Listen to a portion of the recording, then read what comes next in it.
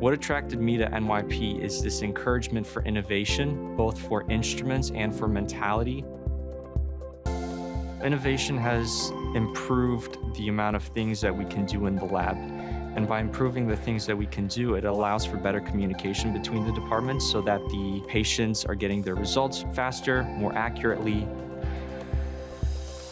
One innovation that I think is amazing is a new machine that we acquired, which can identify bacteria to the subspecies so that we know exactly what we're working with.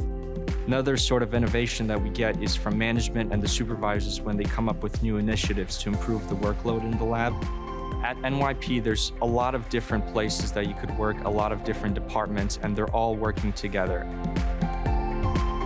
Together. Together. Together. Together. Together. Together we will.